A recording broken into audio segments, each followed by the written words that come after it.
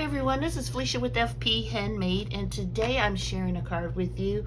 I am joining hashtag Autumn in August. That's with Sybil B. She would like for you to create 2 autumn projects in the month of August. Post those videos, link to the hashtag and her name, Sybil B, here on YouTube. And she will have a drawing on September 1st for a gift card.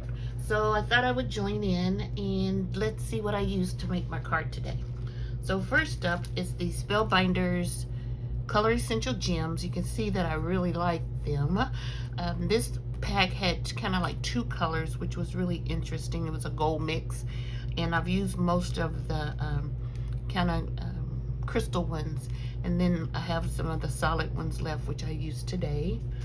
Well, on the card I'm showing today. And then I used this Stampin' Cut and Emboss design from Stamping Up, and it's called Sunflowers, and these are the dies that I used to create the card. I didn't do any of the stamping with the stamps that they have, but I wanted to just use the die cut because that seems to be what I'm really enjoying lately, is die cutting. So here's the card that I made. I think it turned out really pretty. It has this layer that I didn't glue all the way down to kind of give it dimension. This is card stock from my stash, and then I used this die cut from my scraps. Sometimes I cut out things and I don't use them, and I just throw them in with my colored scraps. And I'm pretty sure this is a Spellbinders die. I'll probably put it in the description below which die it is.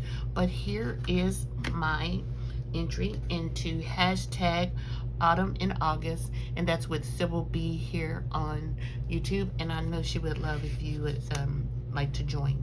Thanks for watching. If you're new to my channel, welcome, and if you're a current subscriber, thanks for subscribing, and maybe give me a thumbs up. If you haven't subscribed, I would appreciate any new subscribers. Thank you. Have a great day. Bye.